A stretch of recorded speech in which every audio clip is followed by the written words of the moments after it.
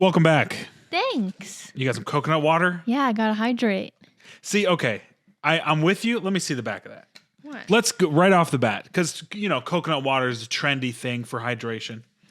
I just like it because it tastes good. That's what I'm going to say. But also, it has a pretty decent amount of potassium in it. 646 milligrams is pretty good. So when I'm talking about hydration, a lot of people think I'm just saying drink water. No. The electrolytes. We've talked about this a million times. It also has sodium. Yeah, it's solid. Listen, I'm from the islands. I love coconut water. I love coconut meat. I love coconut of all kinds. Mm-hmm. But people are always like... It also has calories. That's true. Another thing, too, you got to pay attention. How many calories is in that? 45. For the whole thing? That's not terrible. I mean, come on. There's no added sugar in it. What are we talking about? That's fine. It just has the natural sugars. See, here's the thing. That's a good... The Vita Coco, they pump that bad boy with sugar. It's so good. Sugar. I think it's like 200 calories for one of those. Oh, my but goodness. It's just so good. It is so good. But this is good, too. And I mix it. Special drink. I made special drink. You want to tell them the secret recipe of special drink? Yeah, it's one this. It's coconut water. One LaCroix, citrus flavor, lemon, lime. Any type of that. I think the lime is better. I think the lime is best. Because you put the lime in the coconut. Yep. And then a little can of pineapple juice. It's good, man. It's really good. I don't drink. I'm an alcoholic, and I've been sober for 3 years. But it's a nice little mocktail. I like it. It's yummy. I'm a big fan. When I did drink, I was a big fan of cocktails and beer. I didn't drink anything else. Fruity drink. I was a pina colada guy. I was a daiquiri guy, and I can still have those just without alcohol in them. That's just a smoothie. So today we've got. Huge shout out to our friend here. Let me make sure I got his username right. Tim Gazzi. Okay.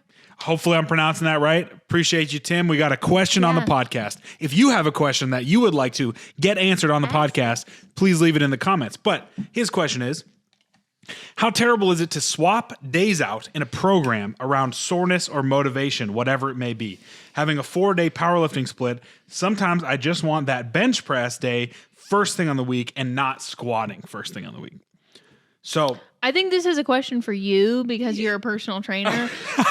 My take is do what you want. Yeah. Like if you're going to go to the gym and it's like you're dragging your feet because you don't want to do what's on the program and you'd rather do it another day, do what you want to do that day. Like what's the big deal? Maybe there is a big deal. No. Please say if there is, but I'm like, do what you want. 10,000 foot view, I agree with you.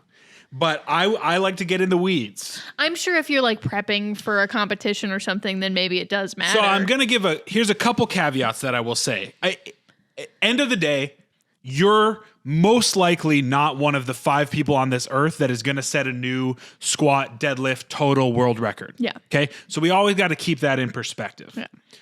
Because you do have to ask yourself, how important is this thing? Mm-hmm. Is this, like objectively. Right. Yeah. So always keep that in mind. But here's the thing. If you are so unmotivated by a specific lift, I think it's more important for you to do a little bit of work around why that is. Is it because the way that the program is set up, you're just so beat up by the time you get to that lift? If in that case, then yes, switching some days around is fine. Everybody has their own favorite lift. I hate bench pressing. I was just going to say, you hate the bench press. I think you've had to really work on that. Well, I bench press 4 times a week. Yeah. Now. Yeah.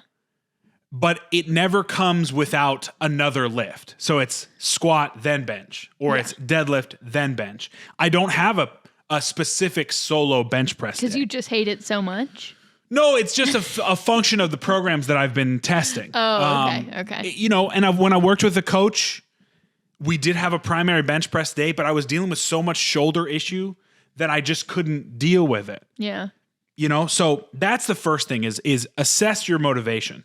I totally get not wanting to squat first thing in the week. Mm-hmm. But if your goal is to become a better powerlifter, there are certain times when you just got to do what sucks. Mm-hmm. You have to do the things that you're not good at, the things that you don't enjoy. Nobody likes doing Bulgarian split squats.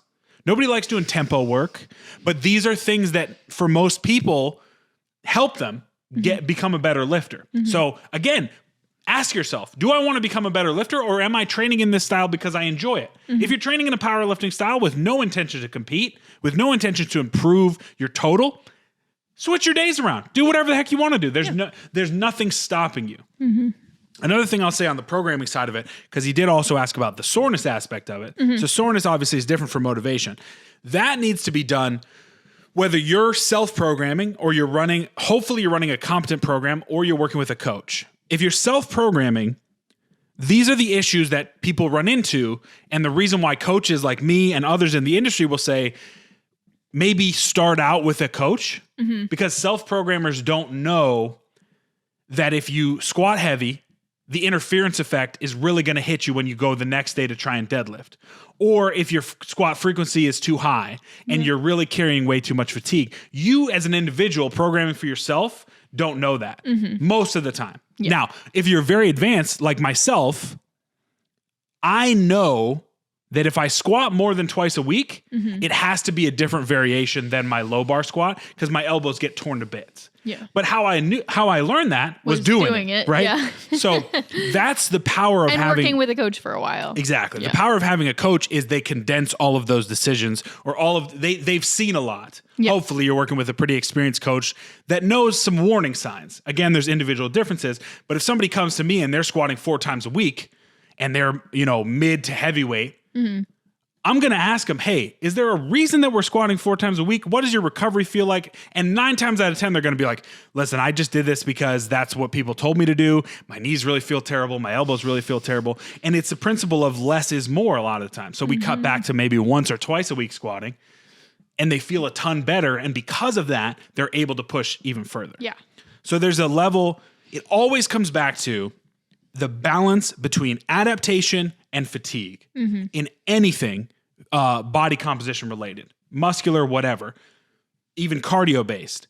Are you carrying too much fatigue to continue to train hard enough to continue to adapt? So obviously everything's going to go like this. You do not have training that is good enough to get you adaptations without also carrying fatigue. You can go in there and train with an RPE 3 intensity. You're not going to make any adaptations. You're also not going to carry any fatigue. Cool. Yeah. If you're on a deload week or a maintenance phase or whatever, maybe you have a new kid or a new job and you're just trying to hold on to stuff, you can do that. That's totally fine. Yeah. But if the goal is adaptation, you're also going to get fatigue with it. And at a certain point, fatigue is going to cross because fatigue is more cumulative than adaptation is, especially as you get older in your training journey. Everything makes sense? Yeah. So that is when appropriate programming will allow you to shed fatigue within a microcycle, within a training week. A good example of this is you train 4 days a week. Let's say you're training Monday, Tuesday, Wednesday, Thursday. By the time you get to Thursday, you're going to be beat to hell. So tired. Yeah. So an intelligent programmer or someone, even a non-intelligent programmer would say, hey, you may want to take a couple breaks in between there. Yeah. When I review programs, one of the main things I'm looking for is how well they piece the puzzle pieces together around recovery. Something that I've run into a little bit of an issue on the last program that I was running. It was a 5-day program, and you had a heavy deadlift followed by a heavy squat. Oh, that seems... And that really... like a problem. It wasn't great for me. And I loved that program, but that was the one nitpick I had. If you go back and watch that video, I really didn't like that. But it was 5 days a week, so there's not really much manipulation you can do. Right. So all that to say, take an intelligent look at your microcycle, which is your week of training, and also your macrocycle, your block of training. Maybe it's 4 weeks, 6 weeks, because everything should be leading to something. Yeah. So if on week 1, day 1, you're squatting at an RPE 9, and you're squatting with a frequency of 3 times a week, that is an indicator that you're going to run into some trouble. And of course, you wouldn't want to squat on a Monday at that point. Right. You would want to say, oh, I'm going to bench first, and maybe I'll hit my squats later. Yeah. So it's a proactive thing, but it can also be reactive. If you're really just super beat up, listen, I make adjustments intra training week all the time. Maybe I didn't sleep as well. Okay, well, we're going to do secondary squat instead of primary squat and shift things around. It's dangerous to get into those situations if you don't have as much experience as I do or other people in the business. Yeah. Because you don't know until you try. I've learned all of these things because I made insane amounts of mistakes. Yeah. And I'm still making mistakes and still learning, still trying to get through my own head that less is oftentimes more.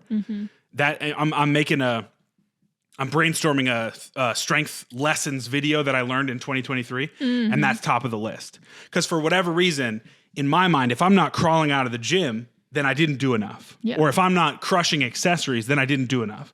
Where I've gotten myself into a little bit of some recovery problems towards the end of the year, and I think that that's the reason for it. Trusting the programs that I'm doing to not also add more on top of the programs.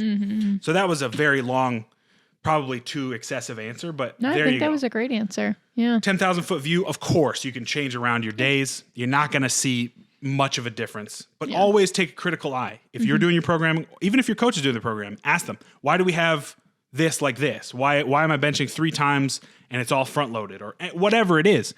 Communication is the key in that point. Yeah. All that makes sense? It does. You got it? Yeah, I got cool. it. And shameless plug, you're a great coach, so people should ask you these questions directly. Yeah, if you want to do that, I have a free service where you can sign up for a 30-minute meeting over Zoom, and we can talk about anything.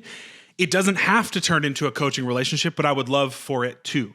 If you are a powerlifter, a newer powerlifter, or you've been in the game for a little bit, let's talk about how we can get you a little bit better. Yeah. I hate plugging, but she makes me do it myself. Okay. You know what I had a lot of fun with last week? What? The terrible social media. Oh, yeah. Post. That was So good. You that's have going to another be, one? I think that's going to be a recurring segment. All Let me right. just pull it up here.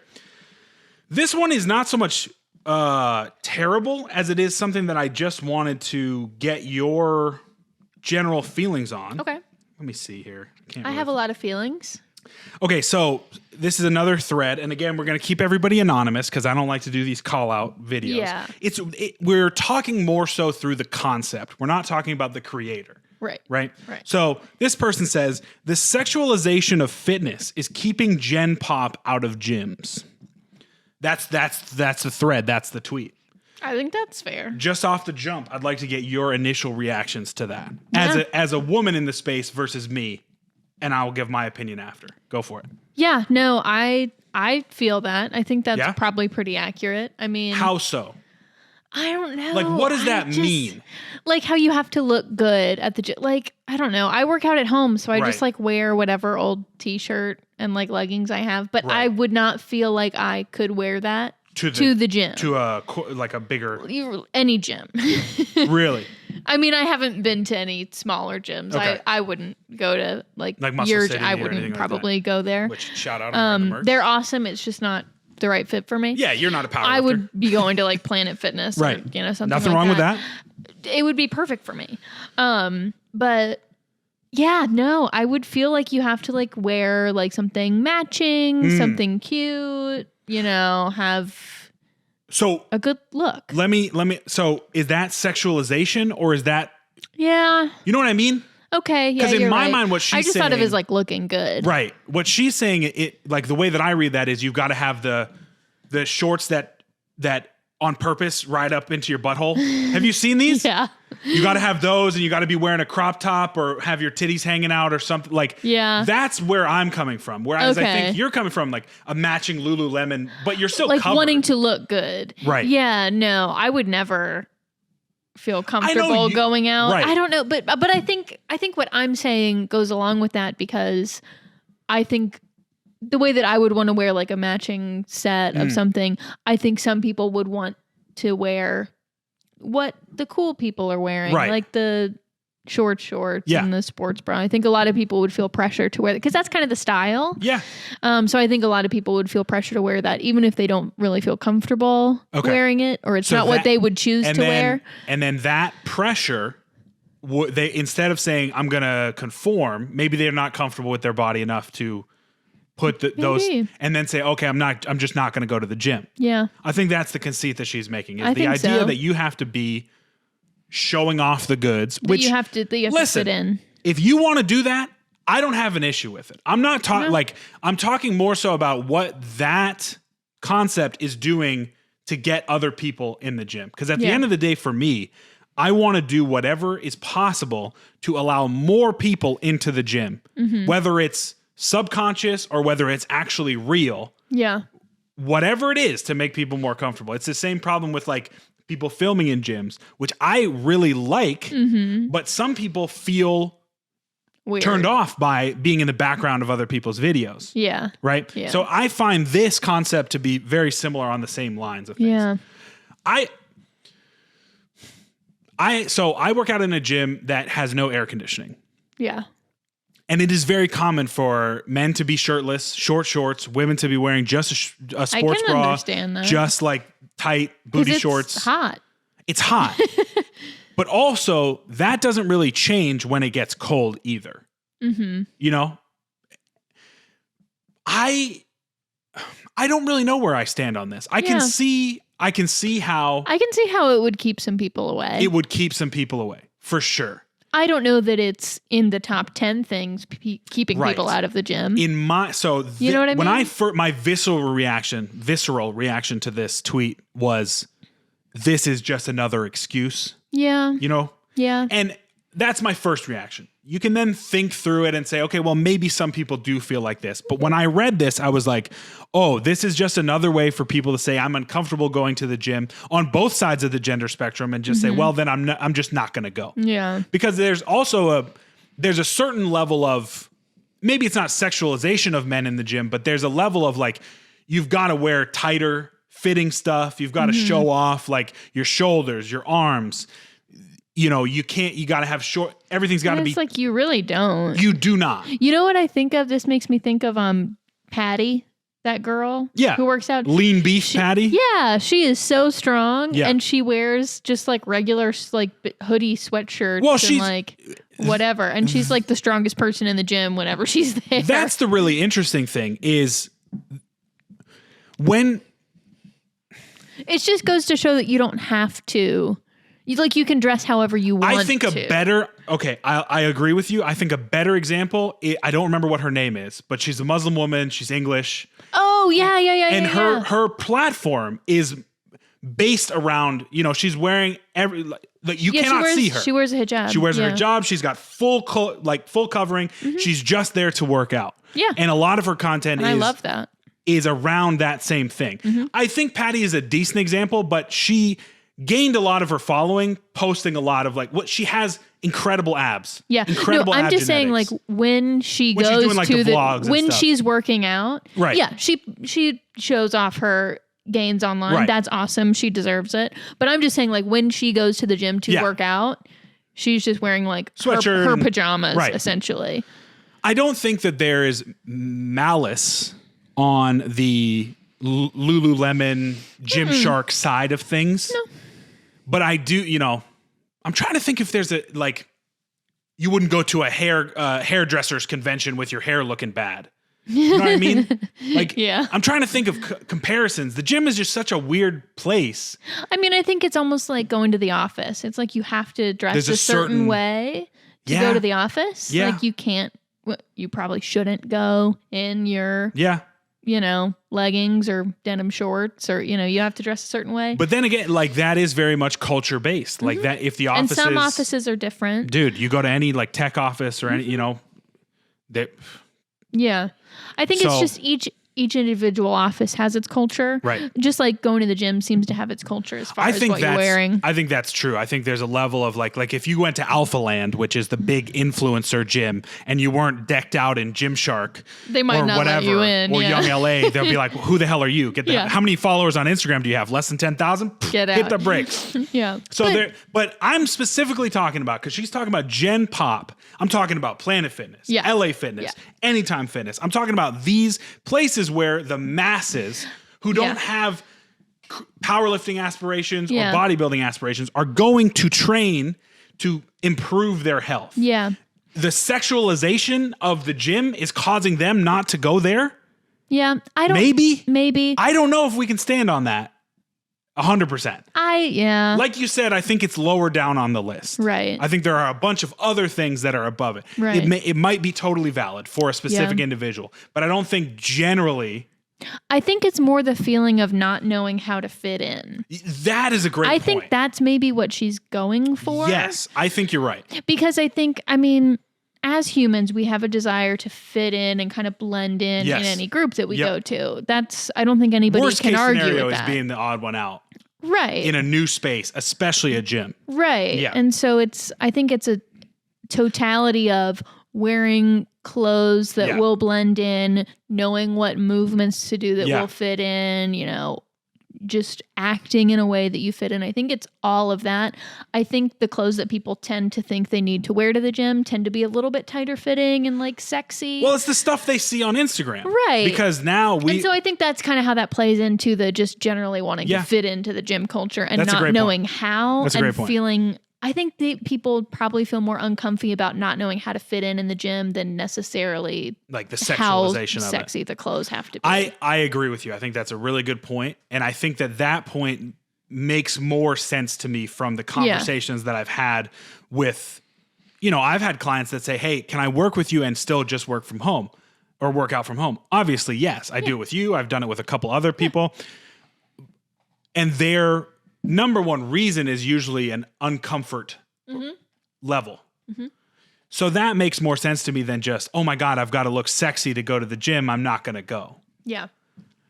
I put out a video, I think, or maybe we talked about this on a podcast about how to feel more ready for your first couple of days in the gym. I think that was our very first podcast. I think so. So if you want to go, I mean, it's probably not very good, but if you want to go, we were still finding our footing on that one. Oh yeah. Hell, this episode's probably not very good, but the first one was really not good. But if you want to go look that up, and I think I've talked about it in other places as well, but I'll tell you what, a black t-shirt and gym shorts, you're going to be fine. You are going to blend into the background. When I tell you, nobody believes me, but when I tell you nobody is looking at you, I'm being completely honest. Mm-hmm. Nobody gives a damn about what you are doing in the gym. Yeah. I kind of think you can maybe think about it like going to the grocery store. Yeah. When's the last time you looked at what somebody was wearing in the grocery store? True. Unless it was something really, unless somebody came to the grocery store in like a clown suit. Babe, I've seen, it doesn't even, nobody cares. There was a guy at my gym that used to come in when I was opening. He would be one of the first people there, 5 a.m., full suit. He still got his tie on. He would go on the treadmill for 20 minutes in his dress shoes, and then he would leave. Every day like clockwork. I've seen chefs come in with their chef hat and uniform on and do a circuit on weight. I have seen it all. And let me tell you, nobody batted an eye. Like, all right. I noticed because I worked there, but the general population was just like... People got their headphones in, they're focused, they're trying to stay in the zone. They're worried that everybody else is looking at them. Right. They're too worried about that to look at you. It's a phenomenon. It's called the spotlight effect. It's very well studied. Yeah. You always think that everybody's looking at... baby. We're all our own main character, but you have to realize you're not anybody else's main character. Truly. Nobody knows who you are. Yeah. In the gym. I think it's really... Nobody cares. It's really valuable to think about that. I think it's really nice.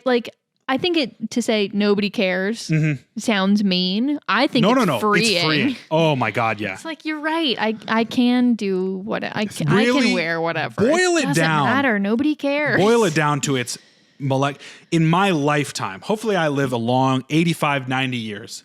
There will be 10 people that I will actually truly care about their opinion of me in my lifetime. And they're not going to care what you wear to the gym. And those people are not going to care what I wear to the gym. Because they're probably not going to be in the gym with you. So and let's say maybe 20 people, even still. Yeah. Over an 85, 90-year-old, if I'm lucky enough to make it that far. That's an insane, you know how many people you come across in a day? That just... Hundreds. Will never remember you, will never, doesn't even register that you're another person. So this concept of everybody else is causing me, and I get it. Social anxiety is a real thing. I'm not I have it big time. I'm not trying to discredit that. I feel uncomfortable in social situations as well. But the problems that will arise in your life if you are not willing to, in some way, shape, or form, partake in physical activity, hopefully resistance training, are way worse than your battle with social anxiety 9 times out of 10. Yeah. Maybe there's someone with debilitating social anxiety that's going to give themselves panic attacks or whatever. Work with a therapist and get that sorted.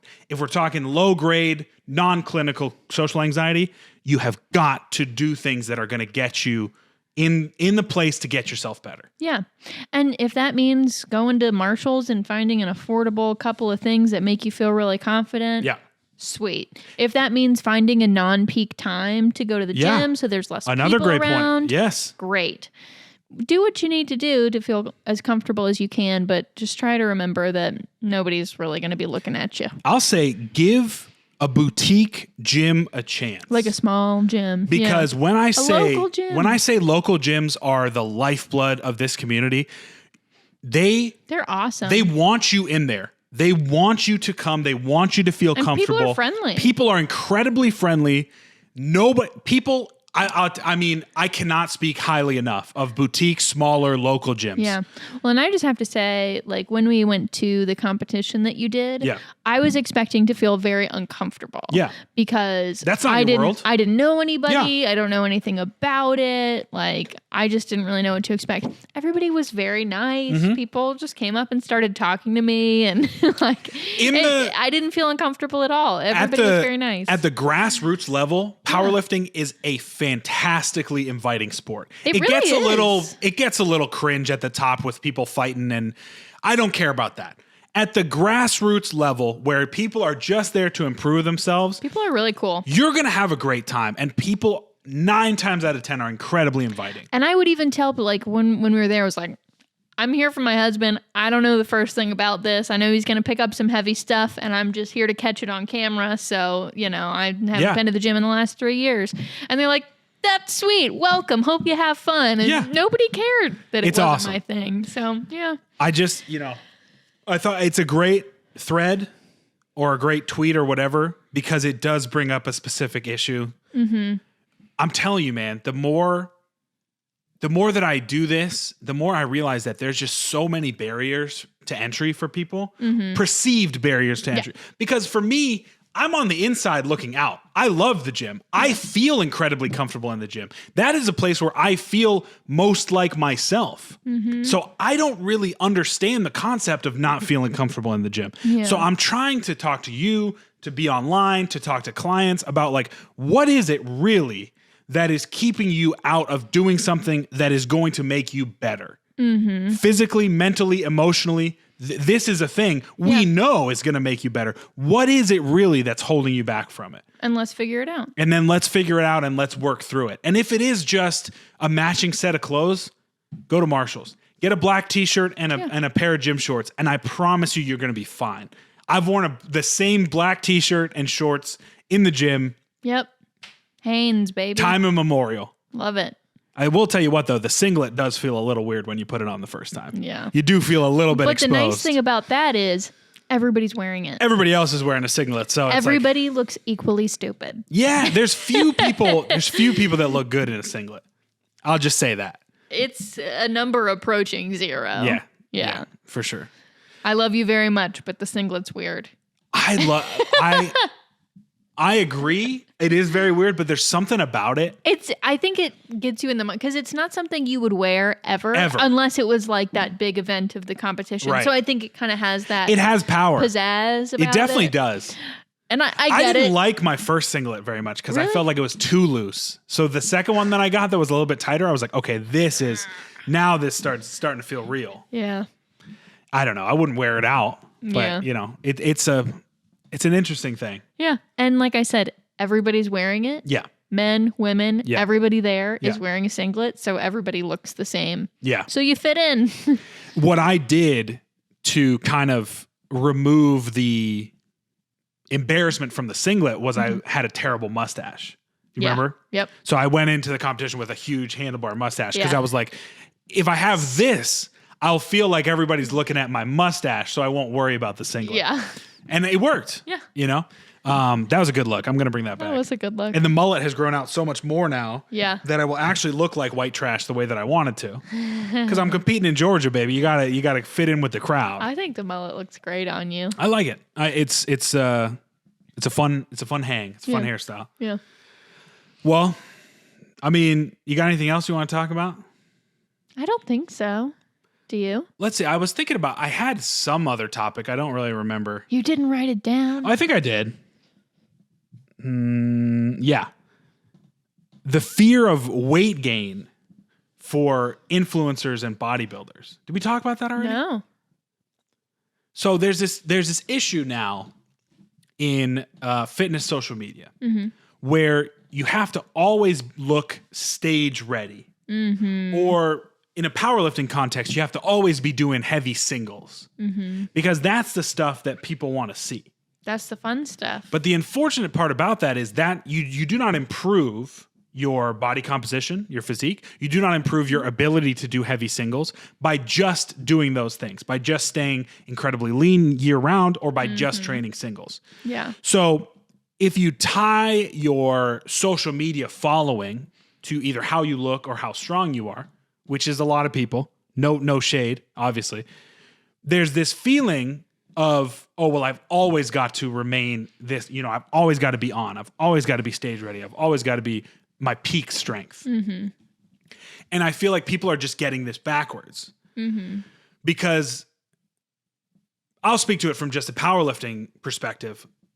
70, 80% of the training that you're doing should be RP 6, 7, 8. You're really not pushing to these RP 9s, these doubles, these heavy singles year round. You really shouldn't be because it's just not effective. It's in some cases can be more injurious. I mean, not really, but usually 9 times out of 10, when you take a catastrophic injury, it's doing a heavy single. It's not doing a set of 10 with a 60% of your 1 rep max. Yeah. That's not 1-to-1, but that's. Yeah. I think people in general love to see a finished product. Yeah. Rather than a process. And see, but I'm the complete opposite. I am too, actually. I want to know the hard stuff that yeah. I want to see the full process. Right. Because I do like to see the end point. Of course. I mean, that's what it's all building towards. Right. But I think that applies to a lot of, in fact, it even applies to a lot of the crafting accounts that I follow. That's a great point too. I didn't even think about that. There's a huge pressure with a lot of bigger accounts will do everything I made at every month.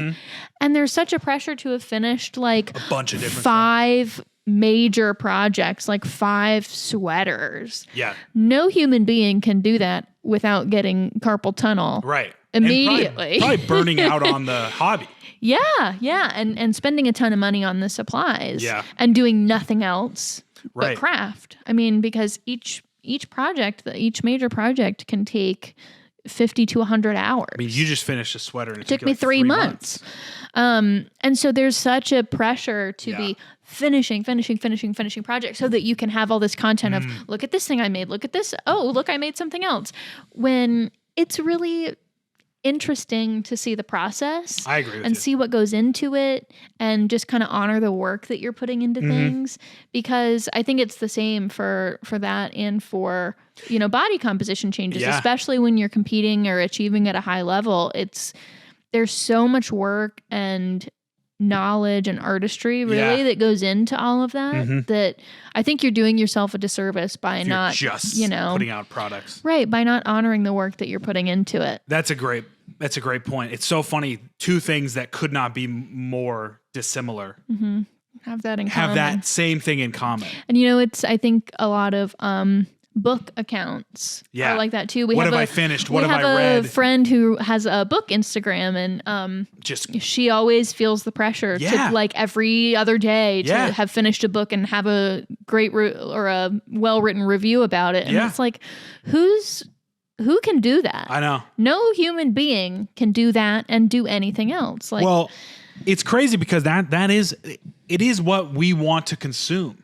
There's such an interesting dichotomy in all of us. If you consume social media and if you also make content for social media, where I find it hypocritical of myself to say, why isn't anybody watching my reel where I did 3x6 at RPE 6 when I only want to see the heavy deadlifts and the heavy squats? It's oh, that's why.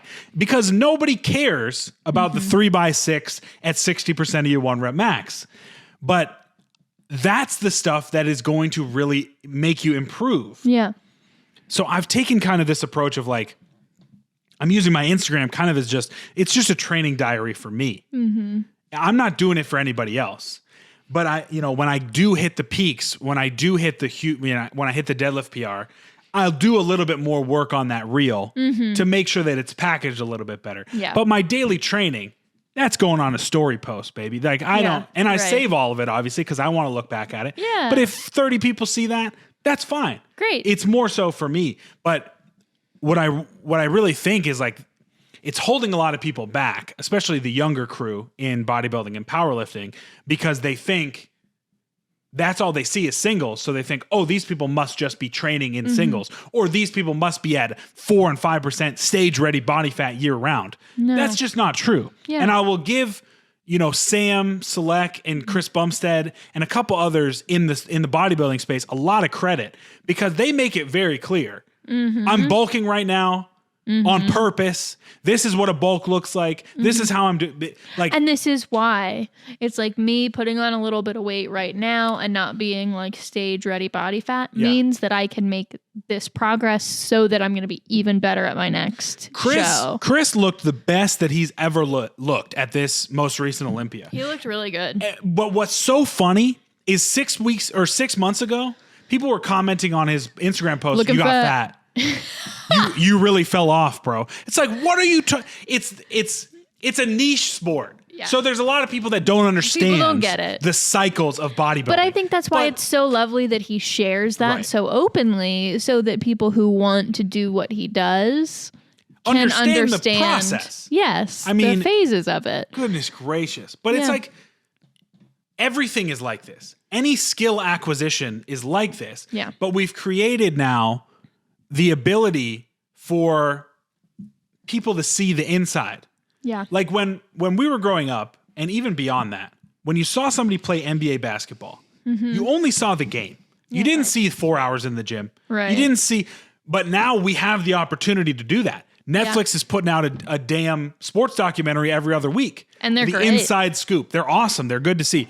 Instagram, Twitter, Threads, we have more access to the athlete than we ever have. Yeah. So now we're starting to see, dude, this guy just wasn't born being able to shoot threes at a rate we've never seen before. Right. This person has put in an insane amount of work. Mm-hmm. Oh, wow. Okay. So you can look at that and have a critical eye and say, wow, the death of talent is the best thing that's ever going to happen for people. I think it's so important to know that nobody who's achieving anything at a high level, no professional person doing anything at all, no elite person was born doing it that way. Right. They have absolutely killed themselves. Their tails off. Exactly. Yeah. Worked so hard to get as far as they have been. That's one, I promised to do a books that I really liked podcast, which we're going to get to. We're super busy right now, folks. We're traveling every other weekend. Yeah, but we're pulling it together. We're going to, in December, we've got probably a couple weeks where we can really do some solid stuff. But that's one of the books, a little sneak preview. It's called Peak by Anders Ericsson. And it is one of the best books I've ever read on the subject of like savantism, natural talent, and just absolutely debunking these ideas. Mm-hmm. It's so interesting, and I'll go into more in depth of it. But that book, when I finished that, it was so freeing. Yeah, because I've always been somebody that's been naturally pretty decent at a lot of stuff, but not great at anything. Yeah, that's how I've categorized myself. You know what I mean? Yeah. And then that can be true or false or whatever. I've come to terms with that.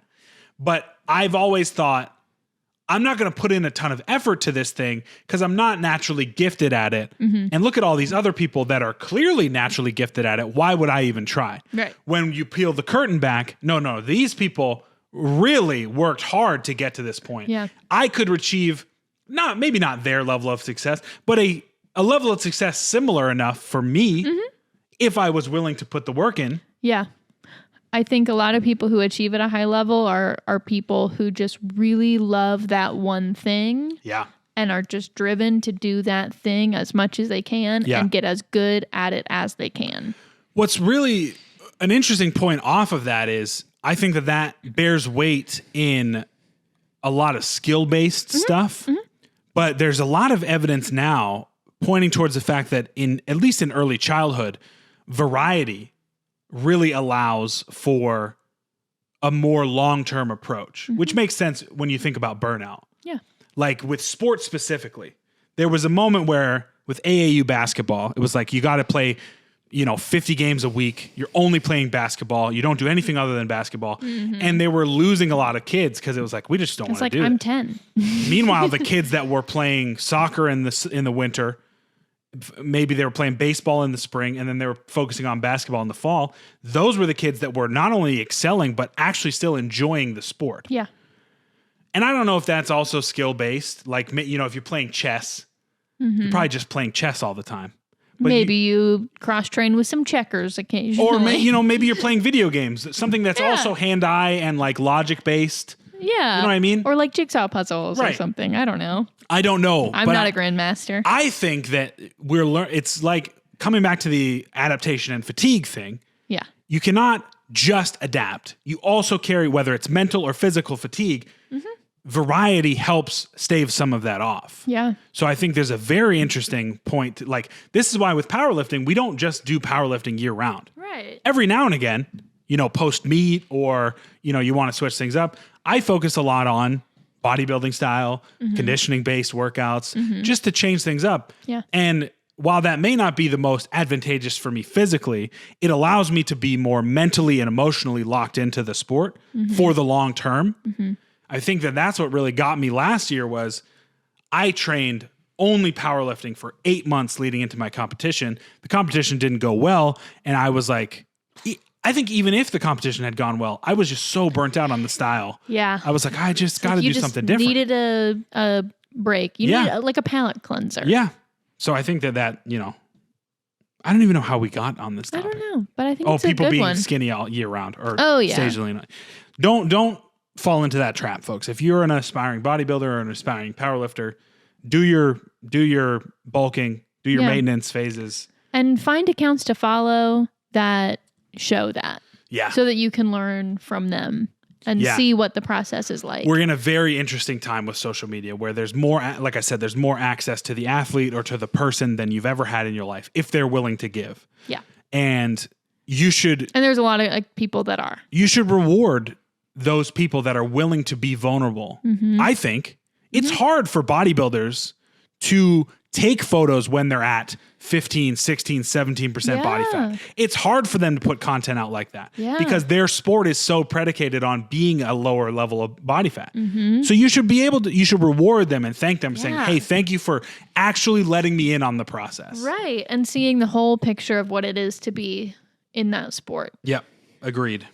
Well, like I said, folks, we're traveling around, but we're trying to get all the podcast episodes out. I'm not going to promise you one every week, but we're going to do our best. Yeah. To try and get until, January. Yeah. And then we will have done a full year of the podcast. Goodness gracious. That's great. Because did we start in January? I don't think so. This is 41, right? Oh, well, obviously, when we get to 52. Yeah. We'll know. But we missed a couple weeks. We missed I'm saying continuously. Yeah. I don't remember. I don't know if we're probably pretty close to a year. We're getting there. Yeah. It's been fun. We're going to keep doing it as much as I don't want to. But I think, But you do want to, I think. I do want to. I really want it to work the way that I want it to work. And that is very much audience participation. So shout out to Tim for your question. We really appreciate you. And I think this, if you've got social media posts that you want us to talk about, I will say I am very good at commentary. Yeah. I'm not incredibly good at idea generation all the time. So in a podcast, long format style conversation, I would love to be able to react and talk about things more so than coming up with topics. It's hard. It's tough. It really is, especially in the fitness space where we've talked about pretty much everything. How many times can we talk about nutrition? I don't know, maybe 3 more times before people start getting bored. But so if you've got stuff that you want us to talk about. Yeah, we would love to hear it. In your questions, it can be questions about anything. It doesn't just have to be about programming or nutrition. We'll talk about literally anything. So thank you for sticking with us, folks. We hope you have a good, this will come out before Thanksgiving. Yeah, have a happy Thanksgiving. Have a happy Thanksgiving if you're living in the U.S. If you're living in Canada. You already had a happy Thanksgiving. And that Thanksgiving doesn't matter. It does matter. Just kidding, my Canadian friends. I've got a lot of Canadian friends. I shouldn't say that. We do love have you, a lot of Canada. Canadian friends. But celebrate Thanksgiving in November. I know. What are you doing? It's a stupid holiday anyway. We're just gonna go eat. And it's going to be great. God bless. I'm gonna end November with 3 Thanksgivings. Yes, we are. God bless America. Yep. I'm what a time to be alive. Dude, up and weight, baby. That's what we like. You're bulking. I'm bulking. You're showing the process. You're teaching the people. I'm not. I'm out of control is what I am. But, this is also part of the process. You know what? It's like we were talking about last week. It's okay to lose control a little bit. Your boy... I still have. I have one hand on the wheel. You are nowhere near where you used to be. I have one hand on the wheel, and I'm kind of kicked back in a lazy posture. But you're only going 5 over the speed limit. Only going 5 over. I might not even get pulled over. It's okay.